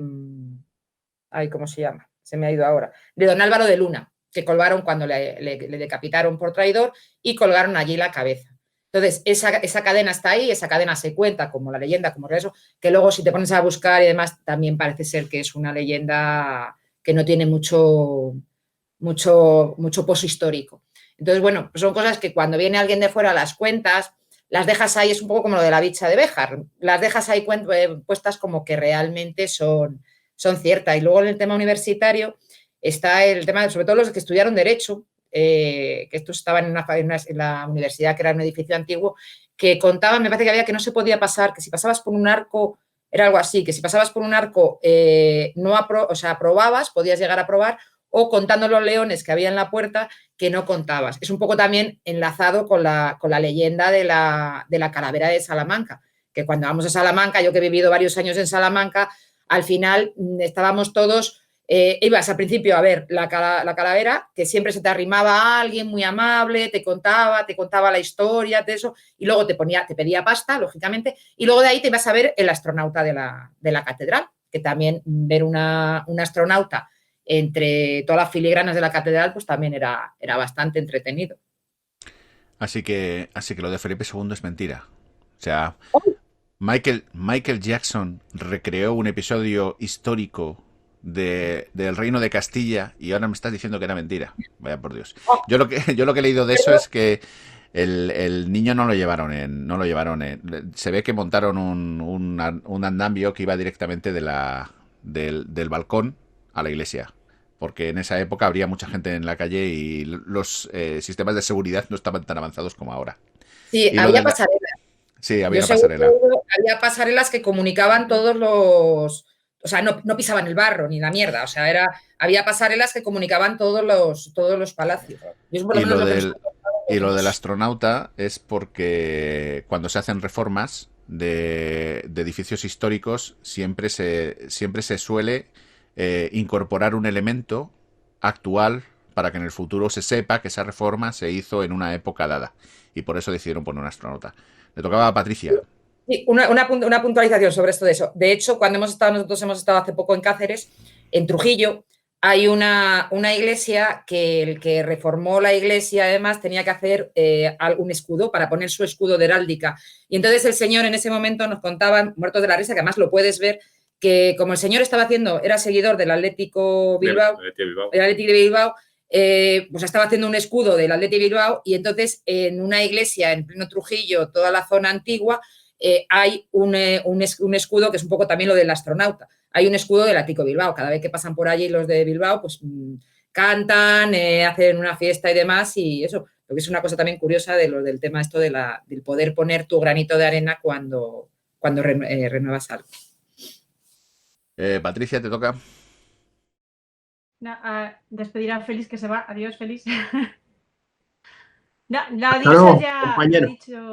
Lo que iba a decir ya lo ha dicho Yolanda, que es que me acordaba, a ver, yo cuando vine a Valladolid a vivir, pues me contaban todas estas cosas, y la leyenda de es los leones, no contar los leones porque si no, no aprobabas, era eso, entonces tienes que resistir la tentación de no contar cuántos leones hay en la plaza, creo que son 13. Y luego también el de la catedral también, ¿no? Es buscar, bueno, dices la calavera, también hay una rana. Y la tienes que buscar para probar. Entonces, esto me recuerda a que hay un montón de leyendas universitarias por esta zona, ¿no? No solo de eso, sino, a ver, habrá alguna más macabra. Yo no me sé ninguna, sé que existen y que se pasaban de estudiantes a estudiantes. A los novatos, yo creo que eran novatadas, ¿no? Para asustar a los que venían novatos o algo así. La de la rana también me la sé. Es la rana que está encima de la calavera, ¿no? Sí. Eso es porque la rana era un símbolo de la fertilidad. Y entonces lo que decía esa rana encima de la calavera, creen que es como os pongáis a follar como golfas, vais a pillar todas las sífilis. Era más o menos eso. Mira, eso es lo que tiene Yolanda. No sé cuánto llevamos de charla ya. Yolanda, ¿quieres hablar? Pero bueno, nos quedan 4 minutos para hacer la ronda. Yolanda, te toca. Nada, quería deciros que hay muchas de estas leyendas, muchos de estos mitos se repiten. Ayer comentábamos en el chat, decía Patricia, es que yo no me sé ninguna leyenda de aquí. Las leyendas no conocen ámbito territorial, o sea, muchas de las criaturas que existen en muchas zonas pasan las fronteras, claramente, porque la gente cree en más o menos los mismos mitos. Y entonces, claro, un mito no sabe que aquí está la línea y que esto es Asturias y que esto es Palencia. Entonces, pues por el norte, ya sabéis que una de las zonas pues, que tradicionalmente en España se considera más rica en mitología, en criaturas fantásticas y tradicionalmente es la cornisa cantábrica, pero es que muchas de esas criaturas también pertenecen al imaginario no solo castellano, de todos los sitios. O sea, el puente, ese arco narrativo del puente construido por el diablo está en Segovia, está en Valladolid, y los que vayáis por la 122, veis cuando pasáis por Vega Sicilia que hay también un acueductito chiquinín que está medio caído. Pues también le echó el diablo. El diablo, vamos, estaba, ya os digo por qué no se entregaba obra nueva, o estaba el tío aterradísimo haciendo puentes, o sea, lo de los castillos no estaba haciendo ninguno. Entonces que se repiten mucho todos estos arcos míticos. Entonces, sobre leyendas de Castilla y León, siempre os recomiendo este libro. Aparte de las ilustraciones de Tomás Hijo, pues que son chulísimas, pues hay un montón de leyendas que la verdad es que el libro lo que le echo un poquito en falta es que a lo mejor no están lo suficientemente bien documentadas. Es un cuento, es un libro, digamos, ligerito, es casi como un libro de cuentos para niños. Y claro, para mí le falta lo que es todo el poderío de esas leyendas, es decir, de dónde salen. Hemos dicho que al final una leyenda parte de algo que puede ser más o menos verdad, pero después se adorna muchísimo para para darle una narrativa épica, para convertirlo en algo legendario. Pero luego nos encontramos con muchos mitos que, lo que os decía, se repiten en casi todos los sitios. Una de las leyendas que más me gusta del libro es la Fira del Espinar, que es una criatura temible que asoló el Espinar, un pueblo segoviano, y que a cualquiera que haya visto El Pacto de los Lobos, pues igual le suena, porque es prácticamente la misma película, contada de una manera y contada de otra, que eso es a mí lo que me parece al final terriblemente interesante, porque el mito es el mismo, pero cómo se cuenta en determinados sitios está hablando mucho de ese sitio. Y bueno, por eso yo soy muy fan, aparte de los libros de Castilla y León, que bueno, prácticamente son de Castilla y León, cuando viajas por los sitios y tal, en la mayoría de oficinas de turismo te puedes encontrar con estas cosas tan chulas de mitos y leyendas. Bueno, este es del Moncayo Misterioso. Este es el Monasterio de Piedra, Zaragoza. esto es Toledo, que Toledo es un no parar de leyendas y de cosas. Pero claro, es que las leyendas de Toledo, date que al final te las vas a encontrar igual contadas en Soria, en Burgos, bueno, en Rioja también hay un núcleo ahí entre Burgos, Zaragoza, Rioja, que está pero que plagadito de historias que prácticamente son las mismas para todos, porque lo que os digo, las creencias no entienden de frontera. Y el último libro que me he comprado me parece una maravilla de bonito, es este, que habla de eso, del bestiario del norte, de toda la cornisa cantábrica, pero que ya os digo que si nos vamos fijando en los mitos que aparecen luego en este otro libro, que es más específico de Castilla y León,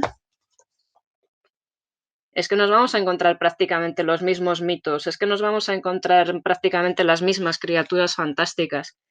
Y de estas criaturas fantásticas, precisamente hace la última que ha salido hace poquito, que a mí me encanta porque me parece terrorífica, no sé si conocéis los zangarrones.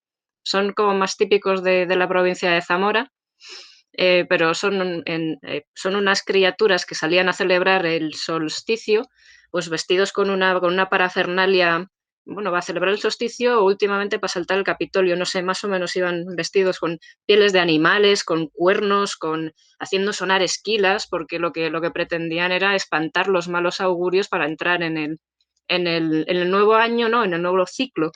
Y son maravillosos, son fantásticos. Este año no han podido salir, la mayoría por las restricciones, pero buscar fotografías porque son unas criaturas, son espantosas, pero son geniales. Y curiosamente también se parecen a los Krampus de la tradición nórdica. Ya os digo, al final se parece todo un poquito. Además de ser un queso maravilloso que se hace artesanal, que se hace en Santa Cristina de la Polvorosa, que se llama... Ah, no, el Zamarral. Uy, que me he equivocado de bicho. Ronda de intervenciones para hablar de lo que queráis. ¿Leyendas o de lo que os apetezca? Francisco. Habéis pillado. Bueno, leyendas. Pues yo tengo mucho que hablar de leyendas. Pues voy a presentar varias cosas que tengo en el poco tiempo que tengo. Bueno, yo lo primero sí que tengo creado yo un world building fantástico de mítico para novelas como para el universo de Rentra, ¿vale? El universo de mis novelas. Pero yo tengo varias cosas por aquí. Una de ellas, y esto lo he enseñado alguna vez, este libro, Leyendas de los Maestros de las Artes Marciales, que habla, por ejemplo, cuenta la leyenda de Mulan o la leyenda de los 12 guerreros de Birmania, los 18 lojanes. Yo sé que no suena, yo lo tengo como muy manido, pero bueno, y es curioso, ¿no? Como los orientales le daban una vuelta a historias que cuentos del conde Lucanor realmente ya se conocían en aquella época por aquellas zonas. Es algo que ha viajado mucho. Ahora os contaré una leyenda muy cortita. Esto es un libro que hizo una de las ilustradoras de la editorial, fue alumna mía, y bueno, concretamente es un libro de ilustraciones. Bueno, ella participa, ¿vale? Ella participa con ilustraciones y nos cuenta la historia del origen de Medusa. Pero bueno, que es un personaje que utiliza mucho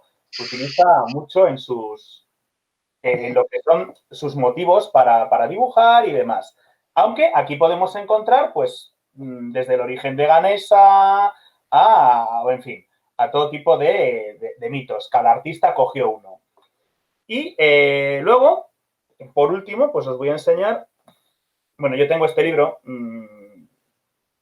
Zen en Movimiento, que está escrito por un sensei. Y, bueno, pues cada capítulo va dedicado a una anécdotas verídicas de japoneses, concretamente de la Segunda Guerra Mundial, pero de Okinawa y demás, pero que hacían referencia a sus propias mitologías de samuráis. Y os voy a contar, bueno, curiosamente aquí hay una historia que ya se conocía en China, que era de precisamente eso de que va un niño, un anciano y un burro, en este caso, van camino de Pekín. Depende de quién te lo cuente, van camino de otro sitio. Y se van cambiando de sitio según el niño se va cansando, montan al niño en el burro y los que se cruzaban decían, mira el viejo, qué cara tiene, qué pobre, que tiene, mira el niño, perdón, lo siento, mira el niño qué cara tiene, que deja que su abuelo vaya llevando el burro. Se bajaron, cambiaron el burro cargando con el abuelo y el niño a pie. Los siguientes que se encontraron, mira este niño, que sinvergüenza, hay que ver. Total que dijeron, bueno, nos montamos los dos y entraron los dos así en Pekín. Claro, la gente empezó a reírse, pobre burro, cómo maltratan al animal, y el cuento, pues bueno, el cuento en teoría termina ahí, al menos la versión europea. La versión china es que sencillamente el burro se asustó, los tiró, se cayó un pozo y se ahogó, y se quedaron sin burro para vender, ¿vale? Es una leyenda muy, muy tal. Yo voy a contaros hoy, nada, muy breve, una leyenda que viene en este libro, que concretamente es la historia de Matayuro. Matayuro, bueno, pues se cuenta que fue un gran espadachín. Matayuro quería ser un espadachín y fue a hablar con su maestro, ¿vale? Al famoso duelista Banzo. Y le dijo que quería enseñarle, que quería aprender a manejar una espada. Y el maestro le dijo, 30 años. Pero yo quiero aprender, Pues 40 años vas a tardar. Matayuro al final accedió y se fue a vivir al estilo tradicional con el maestro y estuvo durante mucho tiempo pues haciendo labores del hogar, cargar el agua, encender el fuego, cortar la leña, en fin. Y un día, estando Matayuro en la cocina, por supuesto sin tocar ni una espada, haciendo sus cosas, apareció el maestro desde detrás de una puerta con un palo y le arreó un estacazo. ¡Fifas! Y así durante 3 años, la vida de Matayuro fue un infierno, porque el maestro surgía de cualquier rincón, estuviera haciendo lo que estuviera haciendo, a atizarle con una estaca en la cabeza. Hasta que Matayuro fue desarrollando la habilidad necesaria para esquivar los golpes de su maestro. Cuando lo logró, Matayuro le dijo, Banzo le dijo que, Matayuro, a partir de hoy te voy a enseñar. Y dicen que se convirtió en uno de los mayores espadachines del Japón feudal, ¿vale? Es una leyenda que me llamó mucho la atención y me parece muy, muy, muy interesante. Y es un poquito la historia que probablemente los entrenamientos de esta gente eran así. Lo del dar cera, pulir cera es muy bonito, pero en la vida real pues venían, te atizaban, cobrabas hasta el día que dejabas de cobrar. Yo cedo mi turno a los siguientes. Vale, Yolanda, gracias. Vale, pues yo la leyenda que os quería contar la ha mencionado Ana Rosa también ahora a través del chat, el colacho, que es un diablito. Ahora os lo enseño. Aquí. Vale, y eso de abajo son bebés. Esto también es un ritual súper arcano que se sigue celebrando, o sea, esto se sigue haciendo en Burgos, en que se ponen a los bebés recién nacidos y les salta el colacho, que es una persona disfrazada a la sazón de diablo para quitarles algo así como para quitarles el mal de ojo o para impedir que enfermen y tal. Y curiosamente se hace el 24 de junio, también está asociado a un solsticio, que son siempre las fechas claves en las que se celebran una serie de ritos de fin de ciclo o de principio de ciclo. Y lo que me gusta mucho de esta leyenda, de esta costumbre leyenda, es que algo que aparece reflejado también en muchas leyendas, que se repiten, que es al demonio deja de tenérsele miedo cuando le miras cara a cara. Esto es algo que muchos cuentos populares, muchas tradiciones orales, lo que decía Yolanda antes, en casi todos los pueblos había una bruja. Y en casi todos los pueblos se les teme a este tipo de personajes, pero también existe toda una tradición de cuentos en las que se les burla, se les enfrenta y acaban trasquilados. Y estos cuentos posiblemente estén asociados luego a estos rituales, a estas tradiciones que se conservan hoy en día, pues esto como el colacho, como los zanjarrones o como los mayos, que se sigue poniéndolo el mayo en muchos sitios. Así que, nada, os recomiendo buscar cositas de estas que están muy interesantes. No es una historia como tal, o sea, no es una leyenda como tal, pero son digamos, elementos de nuestra tradición de la que deberíamos crear un poquito más de leyenda, que es lo que siempre digo, que tenemos muchos elementos que no usamos porque de repente se nos antoja como más guay toda la mitología de otros sitios y la nuestra pues está muy chula también. Gracias, Yolanda. José Luis.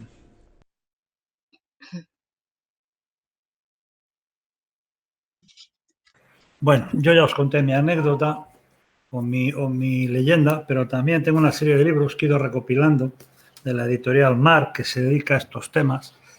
Normalmente son novelizaciones, pero son novelizaciones basadas también en mitos o leyendas de la ciudad.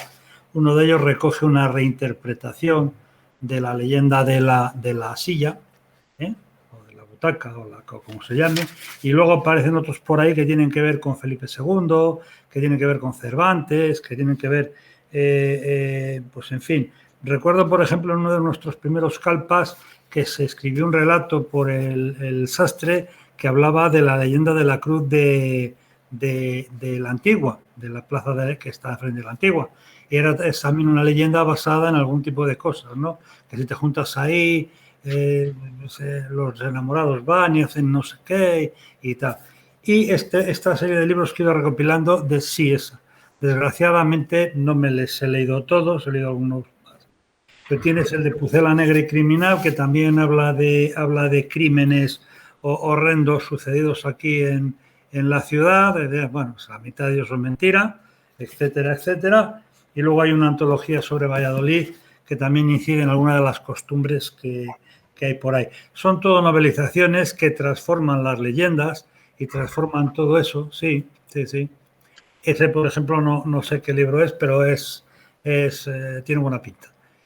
Novelizaciones que utilizan, lo que hablamos al principio, utilizan los mitos y leyendas que se van transmitiendo o que se van conociendo, sean verdaderos o sean invenciones, como la del bastardo ese de los huevos.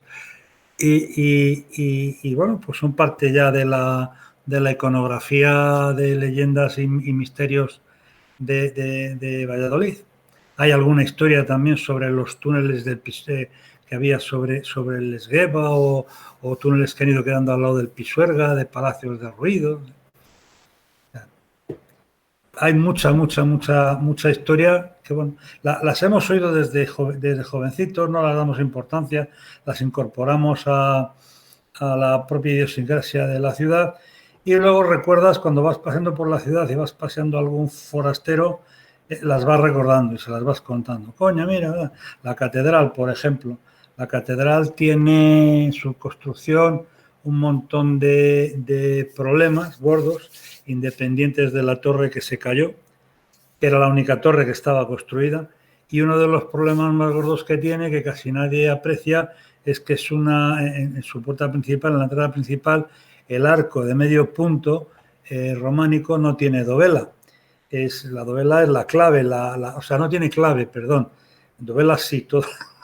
Lo que no tiene es la clave, que es la dovela central que cierra y acuña el arco. Quien trazara esa curva se equivocó y al tallar las piedras las tallaron con un arco distinto y entonces es un arco casi ojival, ¿no? Es muy pequeño, muy poco lo que se nota, pero está ahí. Y esas cosas que te van contando, pues las vas contando tú luego a la gente, ¿no?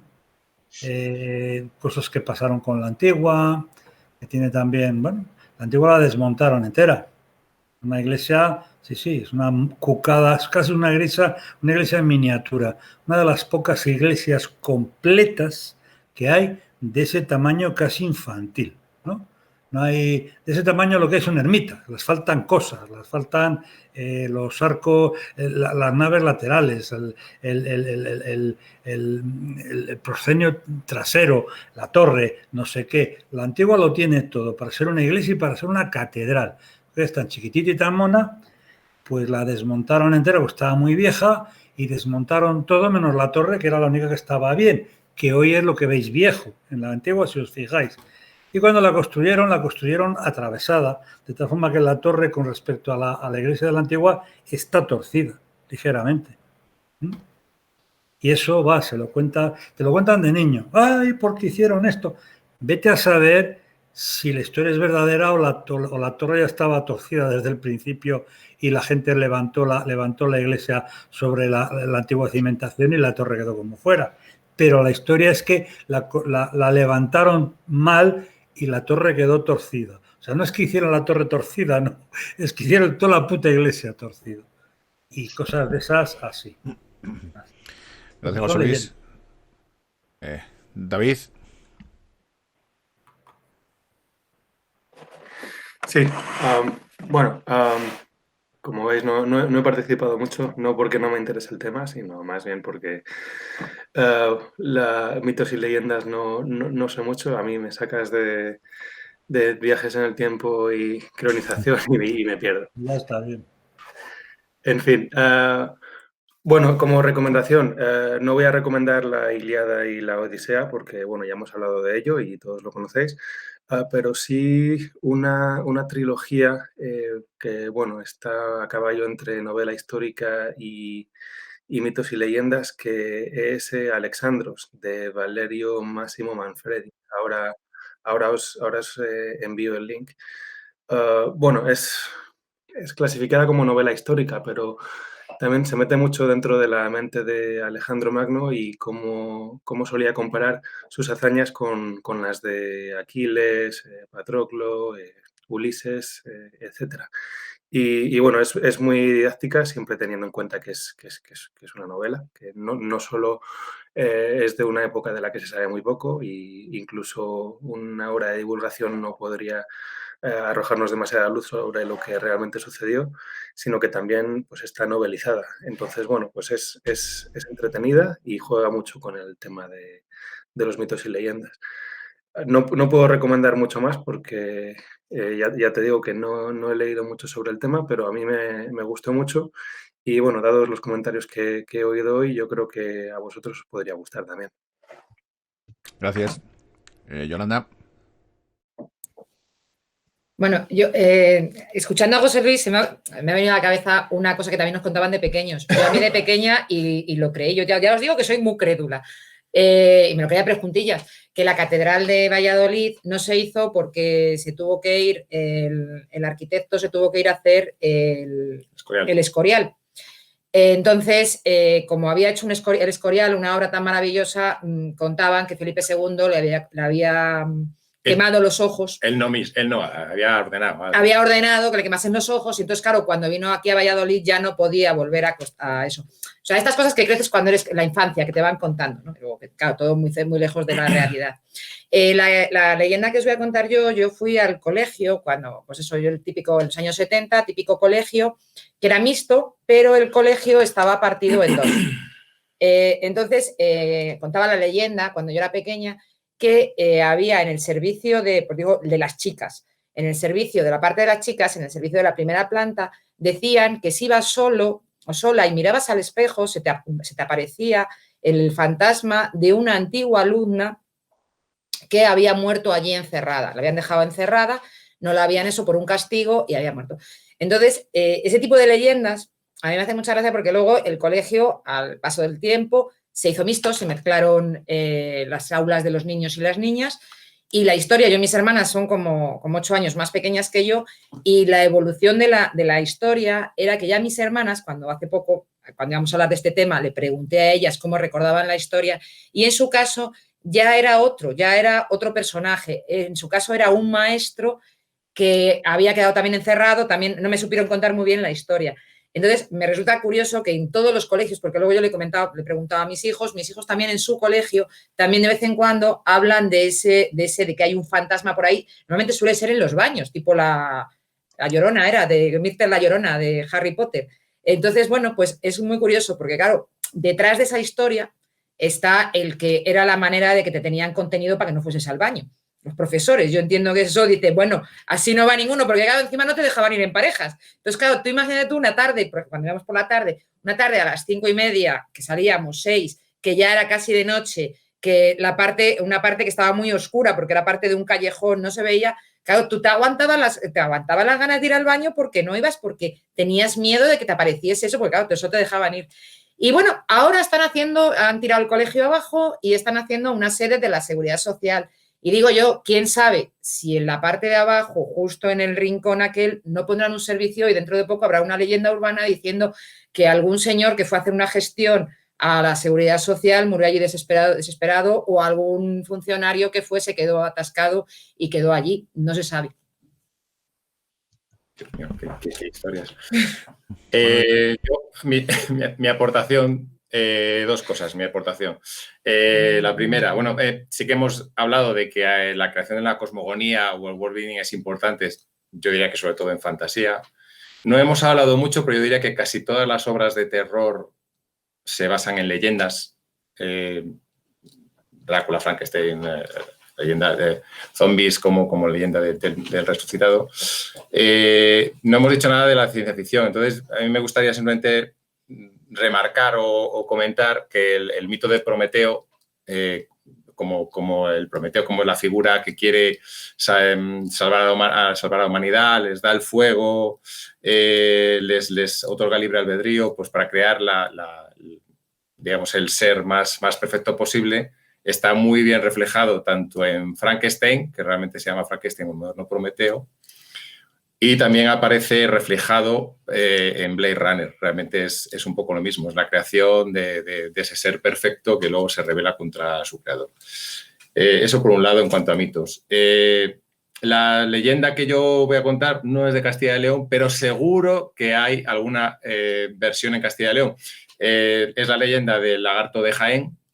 Básicamente en Jaén, en algún momento dado, pues aparece por las sierras circundantes un lagarto muy grande, posiblemente fuera algún indiano que había traído algún cocodrilo o algún animal posiblemente de Sudamérica, aparece por allí libre, empieza a comerse a todas las ovejas, a todos los bichos que pasan por allí. Entonces, evidentemente, la gente de Jaén está súper preocupada. Al final, pues un héroe, un valiente jiennense se acerca y mediante un cordero, pierde una piel de cordero al que rellena de explosivos, pues logra que el lagarto se lo coma y reviente, lo cual da origen a la expresión de has comido tanto y has reventado como el lagarto de Jaén. Lo gracioso y lo curioso es que esta misma historia, palabra por palabra, me la contaron en un viaje en Cracovia, Polonia. Por lo tanto, volviendo un poco a lo que decía Yolanda, evidentemente, pues el tema este de las leyendas es una forma de explicar hechos pues que si se repiten en sitios muy lejanos, pues que posiblemente la leyenda con ligeras variaciones, pero sean bastante parecidas. Nada más. Hace poco volvió el lagarto de Jaén y estuvo por Simancas, lo estuvo buscando la Guardia Civil. Ana Rosa. Ana Rosa no está. Pues Beatriz, ¿no? Sí, dime. Está Ana Rosa, está Ana Rosa. Sí que estoy. Estoy a 3 cosas, pero estoy. Vale. ¿Quieres contarnos alguna leyenda o hacer alguna última aportación en la ronda final? Pues vale, mira, hay una leyenda en Ávila. Bueno, cuando vinimos aquí hicimos una ronda por toda la ciudad y estuvimos apuntándonos a todos los talleres que había para conocerla. Y hay una leyenda que la tengo mucho cariño, que es la leyenda del castillo de Manquiospese, ¿vale? En la parte sur de la ciudad, de la muralla, hay una puerta que se llama la Puerta de la Estrella. Es parte del palacio de los Dávila. Los Dávila es una de las familias más importantes y pudientes de la época en que los reyes católicos vivían aquí en Ávila y tenían la corte aquí y eran muy poderosos. Una de las hijas se enamoró de un pequeño lacayo y, claro, obviamente la familia no podía permitirlo y demás y lo separaron. Y él prometió que haría todo lo posible por seguir viéndola. Ella consiguió convencer a su padre de que hiciera una galería encima de la Puerta de la Estrella para pasear y ver el amanecer y todo esto. Y mientras él luchó varias batallas, se hizo importante y famoso y consiguió el dinero para construirse un castillo. Hizo el castillo en la colina que se ve justo delante de la Puerta de la Estrella, al fondo, en lo que es la meseta de Ávila, la cordillera abulense, y lo nombró el castillo de Manquiospese, porque le dijo al conde de Ávila: Manquiospese, yo seguiré mirando a los ojos de vuestra hija. Y eso quería compartir con vosotros. También de Burgos hay muchísimas leyendas, pero creo que tenemos a Marco, que hoy no ha participado, pero sabrá muchísimo más que yo. Y eso que yo en casa tengo a un dulzainero que ha estado trabajando durante décadas y bailando y cantando, y las leyendas de la provincia de Burgos para nosotros son muy, muy queridas. Y os aconsejo que curioseéis mucho más, porque la provincia de Burgos es bastante conocida, pero la provincia de Ávila, para mí, por ejemplo, cuando llegué, era la gran desconocida. y estamos rodeados de leyendas. En las Navas de Márquez, por ejemplo, también de María de Córdoba.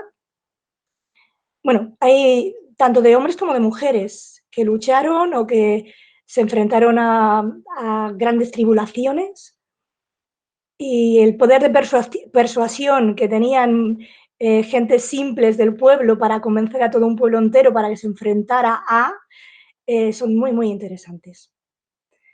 Gracias, Ana Rosa. Beatriz. Pues voy a contar una leyenda que también tiene que ver un poco con Béjar. No tiene nada que ver con culebras, pero sí con animales. En la subida a la zona del Castañar de Béjar, el Castañar es un monte con una iglesia barroca muy bonita. Hay una fuente y cuenta la leyenda que había un humilde carbonero que cada vez que subía a buscar carbón a la zona del Castañar y después bajaba al pueblo para venderlo, paraba a beber allí. Un día, mirando entre los árboles, vio que le acechaba un lobo, pero el lobo, en lugar de atacarle, se quedó mirándole. Al día siguiente volvió, ocurrió lo mismo, y así un día tras otro día, hasta que el humilde carbonero se hizo amigo del lobo. Se lo contó a su mujer, se lo contó a algunos amigos que tenía en el pueblo, y con el tiempo se hizo una batida de cazadores en el monte y las presas las mostraron en el mercado del pueblo de Béjar. Cuenta la leyenda que cuando el carbonero se acercó con el alma en vilo, vio que estaban exhibiendo los cadáveres de un par de gatos monteses, un par de zorros y también 3 lobos. Cuando se acercó a los lobos, vio que uno de los lobos era su amigo. Tanta pena le dio que conmovió el corazón de los bejaranos y le acabaron haciendo esta fuente, que es cierto que existe, aunque yo creo que la leyenda es mentira, y está en la subida al Castañar, no sé si la podéis ver bien. Es una fuente de bronce en honor al pobre lobito que era amigo del carbonero. Y ya está. Gracias, Marco.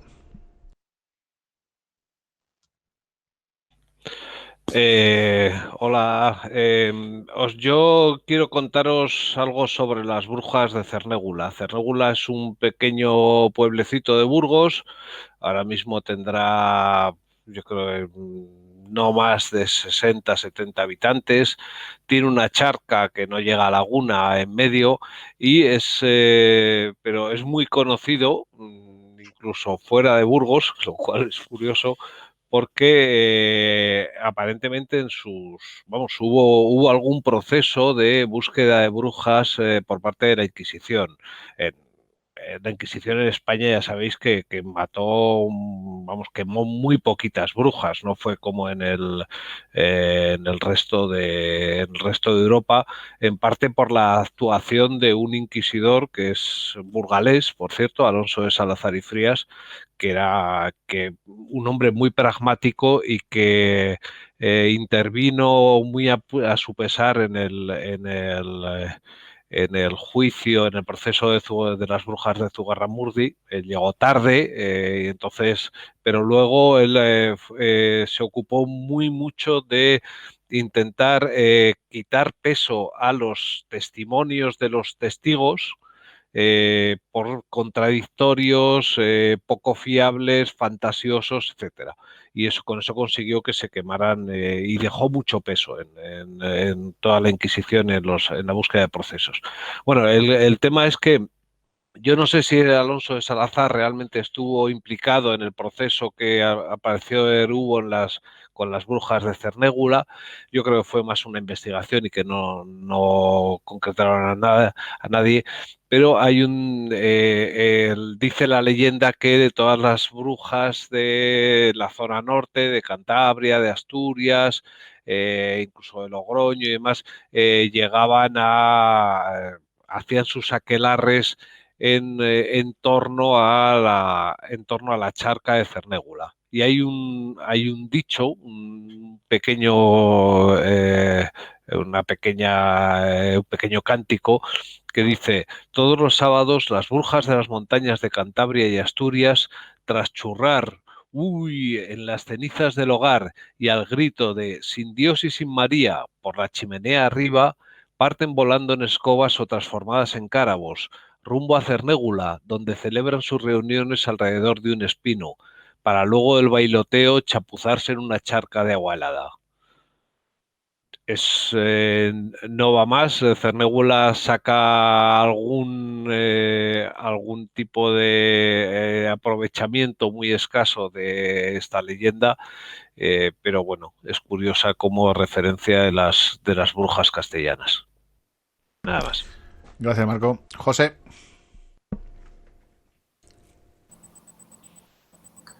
Estoy seguro que la historia que os voy a contar la habéis oído pues unas cuantas veces ya.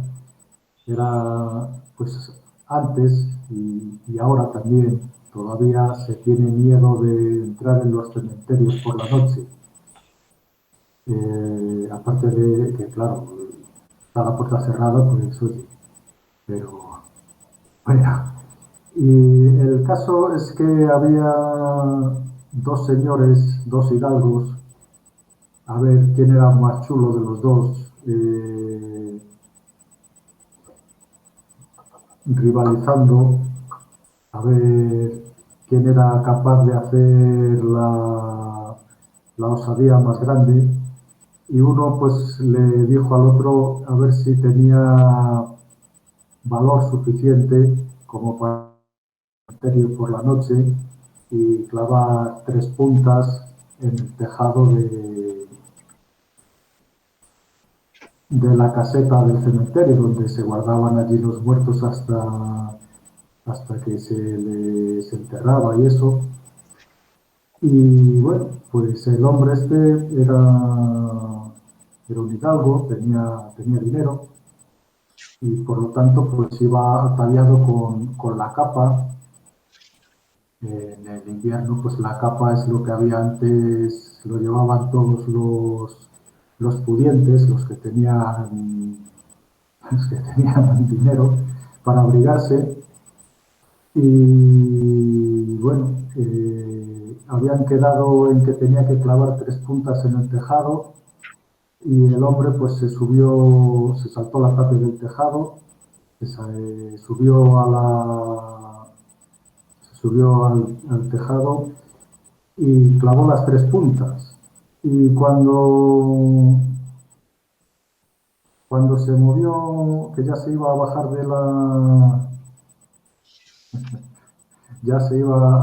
del tejado, vio que le pegó un tirón la capa, como que alguien le hubiera sujetado, y el hombre, pues pensando que uno de los muertos que se había levantado del cementerio le había agarrado de la capa, pues le pegó un ataque al corazón del miedo y allí quedó.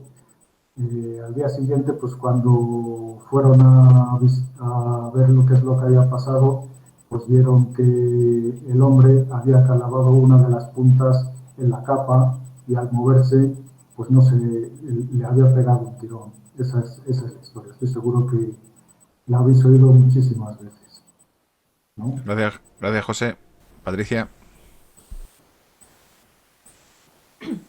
Pues a ver, a mí me pasa un poco como a David, que como no tengo mucha idea de leyendas, pero gracias a mi familia acudí rauda al chat familiar para que me ayudara y me descubrieron una película que se rodó en 1985 en varios parajes de León.